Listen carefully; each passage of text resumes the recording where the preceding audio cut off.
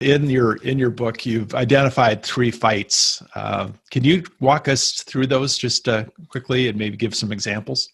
Yeah. So, I mean, the first thing we do in the book is we lay out that grand thesis, right? That a common threat and fighting for a bigger future are what bond and motivate people. They create a sense of group identity. They reaffirm sacred values. But they beg the question, okay, how do we know we're in the right fight? Because leaders have to pick a fight, but they have to pick the right fight.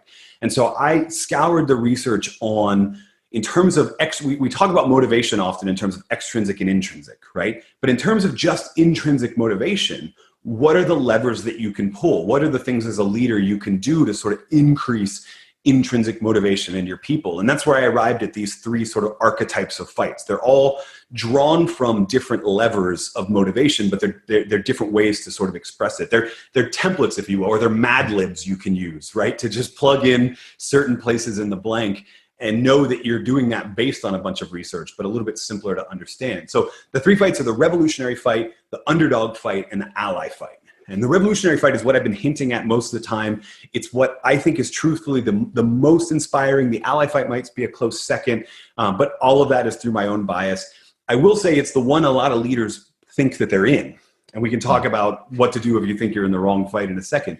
But the revolutionary fight quite simply says that the entire industry or the status quo or society as a whole finds this acceptable, and we refuse to accept that. We refuse to accept it because it's an injustice, or we refuse to accept that because it's an environmental risk, or it's just unfair, it's not in the best interest of the customers, whatever it is, right? The entire industry says this, and we refuse to accept that. One of my favorite examples of that is, and I just put out a video about this actually, is Paul O'Neill and Alcoa. Paul O'Neill turned around Alcoa in the 1990s by basically saying, hey, you know what? The whole manufacturing industry has this idea of acceptable risk. And I find any risk unacceptable. We're going to go for being a zero accident company. That's hugely motivating to people.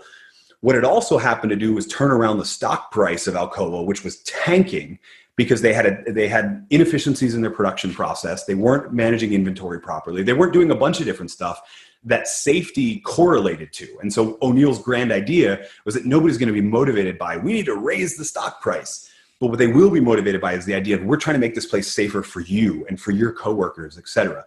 The whole industry finds this risk acceptable. We refuse to accept that. And when O'Neill left, he had more than triple, or more than, what is quadruple, and then whatever 5 times is, that's the word I'm looking for, the revenue of Alcoa, just by producing more with less, just by creating those process efficiencies, becoming known as a better quality producer because they were also a safer producer. So that's the revolutionary fight. When you can point to the industry and the way that they settle and say something is acceptable, and you say, no, that's no longer acceptable, you've got a revolution.